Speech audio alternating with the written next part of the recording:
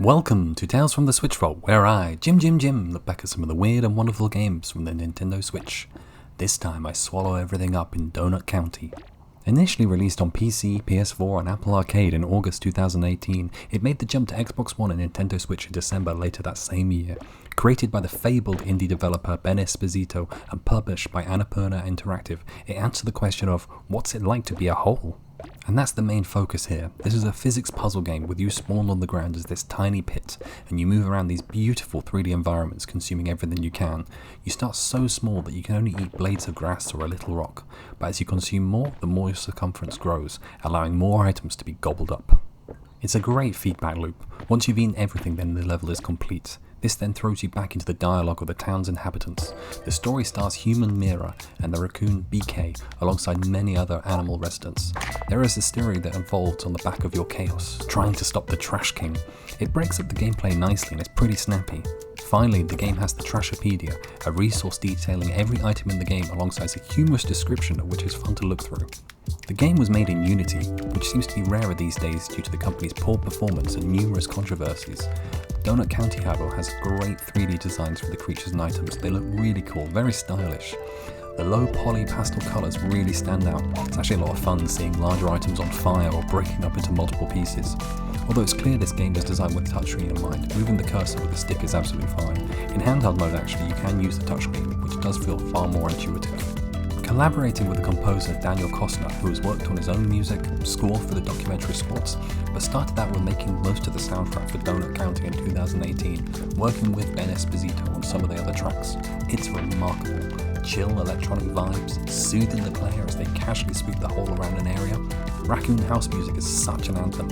You could play this at parties and no one would bat an eyelid. The in-game sounds are solid, from the crackling of the fire to the sloshing of water or the call of the birds. They work well enough. Also, shout-outs to the song Quack Anthem, they're so good! What hooks you in once it's obvious how to play the game is how it keeps managing to add new mechanics, leading to a load of surprises, such as being able to set things on fire. You want to dive into the next level just to see what wild thing will come up next. As the game isn't overly long, I won't ruin the surprise, but safe to say, it gives you powers you won't expect. How this title stands out is that you are the destructive force, not someone here to save the day, and we're not talking some big bad boss, but just a hole getting larger and larger. Later levels start on a smaller scale, say outside a caravan, but will scale up so you end up big enough to eat the whole mobile home. It's very fun to see what you end up swallowing. I suppose the closest comparison would be the Katamari series, in which you roll a ball around, sticking item to it in the hope it grows. That has interesting controls and is time-based. Donut County is the opposite with its simplicity and calm gameplay. As I said, it's not really the longest game ever, coming in at around a couple of hours, but it's ideal for an upcoming flight or train journey, particularly if you're very tired and just need something simple yet elegant to while away the time. Actually, given enough time that has passed and you forget the solutions, it's actually pretty replayable. Looking at the creator, where to even start with this gaming magician? Ben Esposito has been making games since 2010, releasing minimalist platformer Nudo on PC before going on to make pocket-sized role-playing game Land of the Snooze King in 2014, and Tattletale, a short first-person horror game amongst several other releases. He also collaborates with Arcane Kids, a game-making collective specialising in humorous and surreal unofficial, illegal in their words, entries in the Sonic and Bubsy series. He's also worked with Giant Sparrow on the Unfinished Swan and What Remains of Edith Finch games. Not only is his output extremely prolific, but he tries his hand at a range of genres that's so impressive, pushing himself into new areas. He's basically gone on to create his own genres as well, with Donut County's whole, but even more so in Neon White's speedrunning FPS/visual novel. He also writes and creates music, with musical credits in Cartoon Network's OKKO Let's Be Heroes, alongside co-founding Glitch City LA, a co-working and community space for indie devs and artists in Los Angeles. Donut County scored a respectable 79 on Metacritic for its Switch version, probably suffering a little as it was seen more of a mobile game due to its playstyle and length. It was nominated for a ton of awards including BAFTA's Debut Game, DICE Portable Game of the Year, and the Game Awards Best Mobile and Best Debut Indie. It did win Apple's App Store iPhone Game of the Year, and it's gone on to sell over 300,000 copies on Steam alone.